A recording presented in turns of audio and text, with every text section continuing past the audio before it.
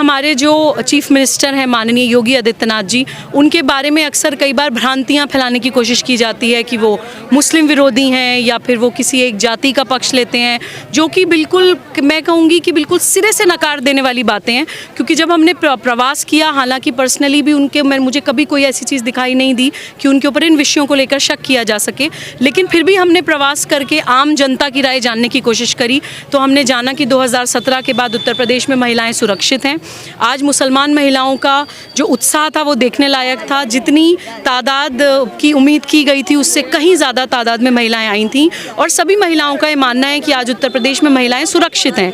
हम लोग पूरी सुरक्षा के साथ, पूरे स्वाभिमान के साथ, आत्मसम्मान के साथ उत्तर प्रदेश की गलियों में, गाँव में घूम सकते हैं। छेड़खानियाँ, गैंगस्टर्स, माफियाज, गुंडा राज जो पहले गली गली मोहल्लों में, चौबारों में घूमते रहते थे, आज सभी अपने बिलों में दुबके बैठे हैं। आप सुरक्षा की बात कर रही हैं। प्रियंका गांधी अगर कहें तो कहते हैं महिलाओं के साथ बलात्कार बढ़े और महिला बड़ा प्रताड़ित रही। ओवैसी साहब कहते हैं अल्पसंख्यकों के साथ प्रताड़ना हुई, उसको आप कैसे देखते हैं?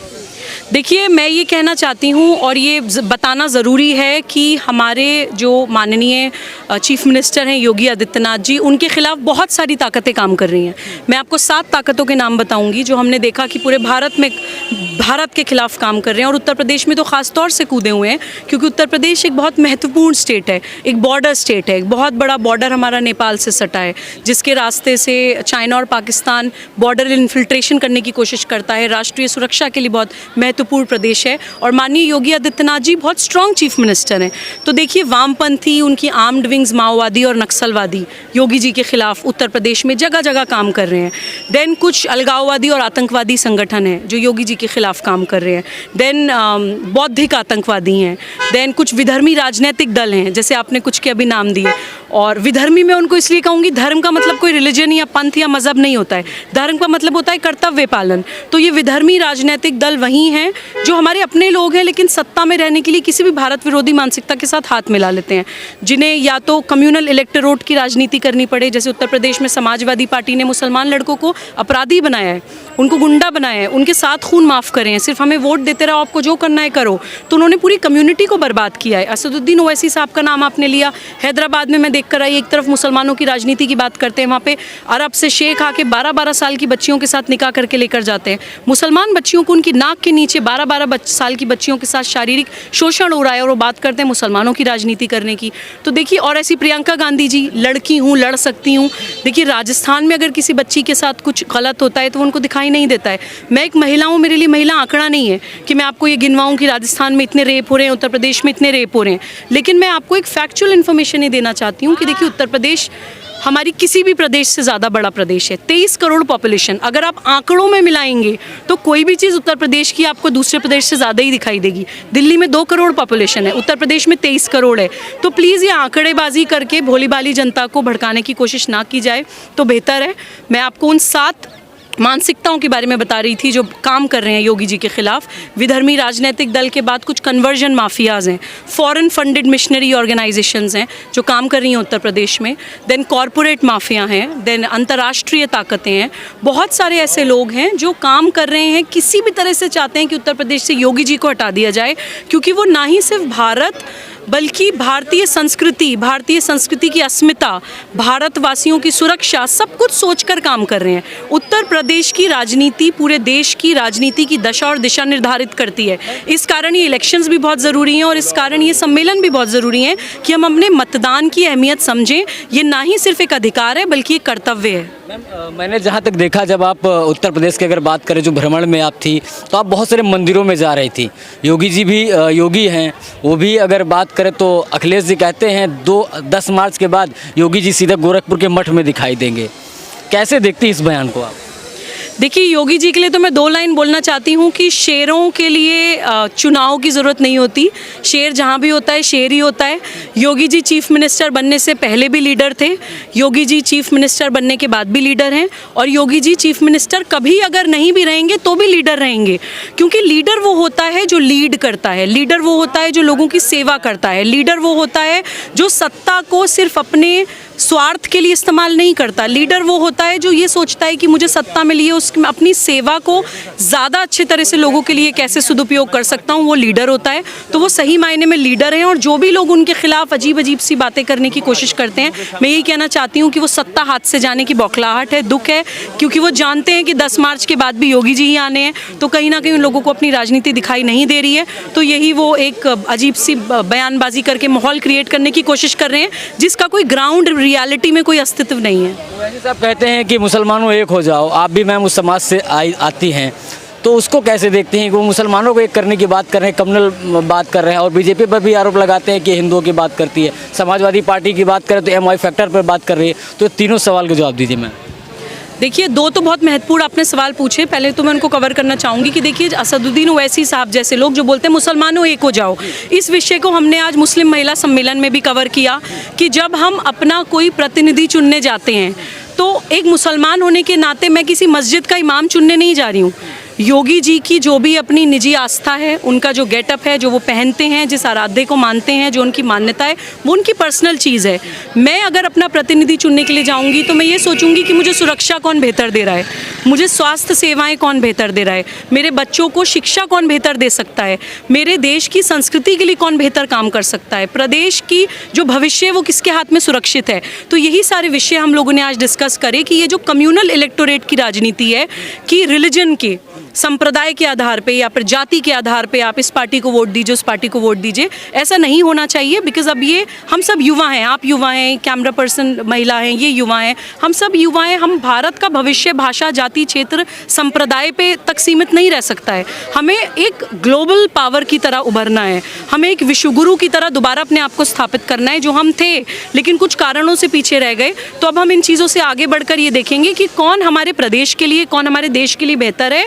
और कम्युनलाइज करने वालों को या जातिगत भावनाएं भड़काकर लोगों को बांटने वालों से हम लोग पूरी तरह से अलर्ट हैं। और इसका नतीजा आप आगे आने वाले इलेक्शंस में ज़रूर देख लीजिएगा। जी भी तो 80-20 की बात करते हैं ना मैम, वो भी तो कहते हैं कि मुझे 80% में भरोसा है, मुझे जिताएंगे। जी देखिए, ये बात कई नेशनल डिबेट्स में भी आ चुकी है और इस बात का क्लैरिफिकेशन ना ही सिर्फ योगी जी ने दिया है, बल्कि जो लोग उनको समझते हैं, जो लोग काम कर रहे हैं, वो सब इस बात की क्लैरिफिकेशन बार बार दे चुके हैं। मैं दोबारा आपको इस बात की क्लैरिफिकेशन देती हूँ कि देखिए, 100% कभी कुछ नहीं होता। अगर आप बोलें कि कोई आतंकवादी है तो 100% मुसलमान आतंकवादी नहीं होता। बहुत बड़े बड़े राष्ट्रवादी मुसलमान हैं। मैं मुस्लिम महिला हूँ, मैं राष्ट्र जागरण अभियान में पूरे देश का प्रवास कर रही हूँ। तो कभी भी जनरलाइज कोई चीज़ नहीं होती है कि कम्प्लीटली कोई इंसान गलत है। 80-20 का केवल और केवल ये मतलब है कि 80% वो लोग जो अपने समाज की को जोड़ना चाहते हैं, अपने समाज के भविष्य के बारे में सोचते हैं, अपने प्रदेश के भविष्य के बारे में सोचते हैं, वो किसी भी भाषा, जाति, क्षेत्र, संप्रदाय के हों। और 20% लोग वो हैं जो सिर्फ किसी ना किसी डर में या किसी ना किसी लालच में या अपना कोई ना कोई निजी हित साधने के लिए समाज को तोड़ते हैं, समाज को बांटते हैं या देश को तोड़ने का काम करते हैं। वो 20% लोग हर भाषा, हर जाति, हर क्षेत्र, हर संप्रदाय में पाए जाते हैं। तो उसको किसी मजहब से जोड़ देना गलत है। योगी जी का ये कहना कि 80-20 का चुनाव है, कतई किसी संप्रदाय से रिलेटेड बयान नहीं था।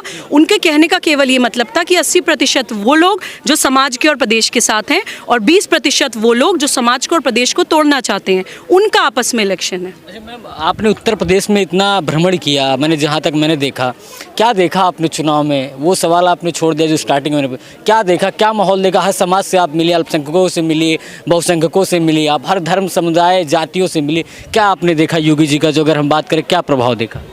देखिए, माहौल और प्रभाव तो आपको यहाँ पे आज मुस्लिम महिलाओं की संख्या से अंदाज़ा लग गया होगा।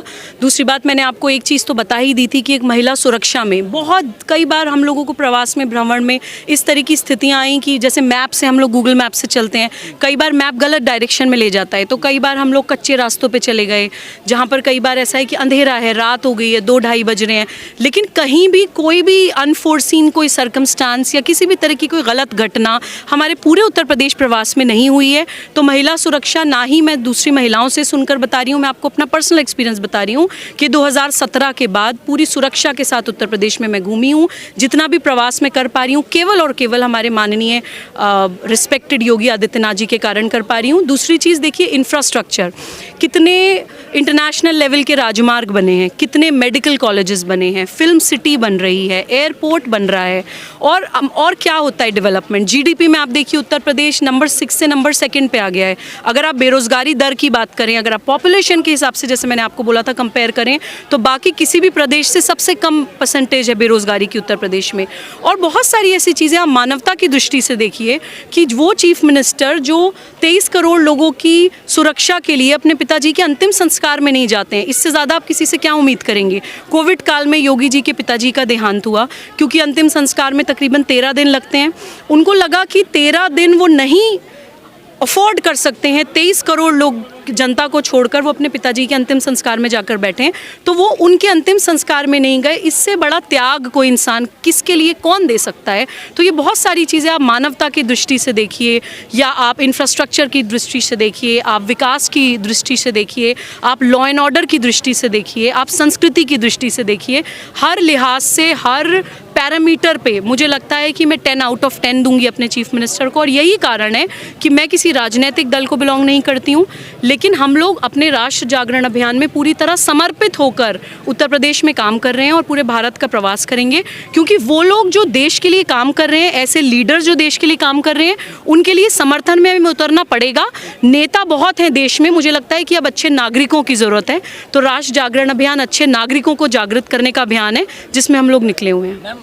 विधानसभा की बात करें, उत्तर प्रदेश विधानसभा के अंदर जब योगी आदित्यनाथ आपका नाम ले रहे थे, जब आप लखनऊ में गई थी, सबने देखा कि विधानसभा के अंदर योगी आदित्यनाथ आपका नाम ले रहे हैं। कैसा फील हुआ कि एक चीफ मिनिस्टर जब एक बात करता है कि आपका नाम लेके कि वो महिला हैं, किस तरह से जागृत कर रही हैं, कैसा आपको महसूस हुआ? मैम देखिए, जो मुझे महसूस हुआ उसको मैं एक्चुअली शब्दों में बयान नहीं कर सकती हूँ, क्योंकि मुझे कॉल्स किसी के फ़ोन से पता चला था कि माननीय योगी आदित्यनाथ जी ने असेंबली में आपके बारे में बोला, आपके अभियान के बारे में बोला। आप जो बोलती हैं कि मेरा धर्म सनातन है, मेरा पंथ इस्लाम है, मेरी संस्कृति हिंदू है, उसको उन्होंने बहुत ज़्यादा अप्रिशिएट किया। तो देखिए, मैं केवल और केवल धन्यवाद कर सकती हूँ। बहुत बड़ी चीज़ उन्होंने मेरे लिए करी है और मुझे उससे प्रोत्साहन भी बहुत मिला है। और मैं मुस्लिम समाज को भी ये मैसेज देना चाहती हूँ कि देखिए, ये एक भ्रम है कि योगी जी मुसलमानों के ख़िलाफ़ हैं, ये एक भ्रम है कि किसी एक संप्रदाय के ख़िलाफ़ हैं। भारतीय संस्कृति कभी भी भाषा, जाति, क्षेत्र, संप्रदाय के आधार पे लोगों को डिफ्रेंशिएट नहीं करती है, कर्म के आधार पे करती है। हम कर्म में बिलीव करने वाले लोग हैं। मैं एक मुसलमान हूँ, अगर मैं अच्छा कर्म कर रही हूँ, मैं अपनी देश की संस्कृति के लिए काम कर रही हूँ, तो मुझे योगी आदित्यनाथ जी यूपी असेंबली में अप्रिशिएट करते हैं। मेरे पास कुछ चैनल्स के रिपोर्टर्स की कॉल आई कि सुबुई जी 25 साल के 30 साल के करियर में हमने कभी ऐसा नहीं देखा कि किसी चीफ मिनिस्टर ने मतलब असेंबली में किसी की तारीफ़ करी हो। राजनीतिक भाषणों में किसी के बारे में बोलना एक अलग चीज़ होती है, लेकिन वहाँ पर एक एक शब्द तुला हुआ होता है। तो देखिए, ये सभी मुसलमानों के लिए भी एक संदेश है कि अगर हम अच्छा कर्म करेंगे तो उसको अप्रिसिएशन डेफिनेटली मिलेगा, हर जगह मिलेगा। और भारत वो देश है जिसने राष्ट्रवादी मुसलमानों को, अच्छा कर्म करने वाले मुसलमानों को उत्सव की तरह मनाया है। हमारे देश में APJ कलाम को लोग आज भी पूजते हैं। तो देखिए, इस देश में कोई मुसलमानों के ख़िलाफ़ नहीं है, कोई लीडर मुसलमानों के ख़िलाफ़ नहीं है। हम लोगों को सिर्फ मज़हब के नाम पे तोड़ने की कोशिश करी जाती है। हम भारत पुत्र और पुत्रियां हैं, हम लोगों को हमारे देश के खिलाफ खड़ा करने की कोशिश करी जाती है। योगी सरकार में इतना हुआ है कि बीवी को तलाक देने से पहले बड़ा घर दिखाई देता हो, उसकी स्क्रीन चलती है दिमाग में कि भाई साहब गया तो जेल की बात करें, गया तो फंस गया, दोबारा आने के चांस नहीं है मेरे। 3 तलाक का तो विरोध हुआ था, करे हैं लोग, करे हैं, लेकिन हमसे भी तो पूछें। ये जो दिक्कत है, जो परेशानी है, हम ही तो झेलते हैं। लोग थोड़ी झेलते हैं, हम झेलते हैं ना। हमें पता है, हमसे कोई पूछे, हम डिबेट हो और हमें कोई बुलाए तो हम पूछना है हम कितने खुश हैं। वैसे साहब तो विरोध कर रहे थे कि 3 सरिया पर इस समय बीजेपी कानून बना रही है, धर्म पे कानून बना रही है। आप देखिए, ओवैसी साहब कुछ कहें, अखिलेश साहब कुछ कहें, या कोई भी कुछ कहे, जिसके लिए कानून बना, जिसके लिए लागू हुआ, वो खुश है। बाकी तो लोगों का काम कहना ही है ना। अच्छा, महिलाएं खुश हैं? महिलाएं खुश है, लेकिन महिलाओं को तो कोई पूछे हमारी। महिलाओं को कहा जाता है कि बीजेपी की बहुत ही साइलेंट वोटर हैं। मुस्लिम महिलाओं को लेकर जो चर्चा होती है कि चुपचाप जाके फूल को वोट दे आती हैं, ऐसा कैसे? क्यों नहीं देंगी भाई? क्यों नहीं? उनके हित में बात होगी तो क्यों नहीं करेंगी वोट? क्यों नहीं देंगी भाई? कोई पड़ोसी भी बोले तो डेफिनेटली उसी के यहाँ जाके बैठेंगे, बार बार शिकायत वहीं लेके जाएंगे। जब भारतीय जनता पार्टी सुन रही है, महिलाओं के हित में बात कर रही है, जब महिलाओं की आवाज़ बन रही है, तो क्यों नहीं वोट देगी? 100% देगी, लड़के भी देगी, झगड़ के भी देगी, और घर वालों से ऊपर होके भी देगी, और हस्बैंड से ऊपर होके भी देगी। क्योंकि डंडा याद आता है ना हस्बैंड को, जब भारतीय जनता पार्टी याद आती है, तो जब तलाक याद आती है तो डंडा भी याद आता है भारतीय जनता पार्टी का ना। क्या बाबा जी बहुत कूटेंगे, तलाक का नाम मत लेना। तभी तो कहते हैं कि जब से योगी जी आए, महिलाओं को आगे कर दिए, पुरुषों को सबको पीछे कर दिया। तो पुरुषों को यही तो चिड़ोरी है पुरुषों को यही तो चिड़ोरी है, महिला आगे बढ़ गई। और ख़ास तौर से मुस्लिम समाज की महिला, सही बात यह है, अब जागी है।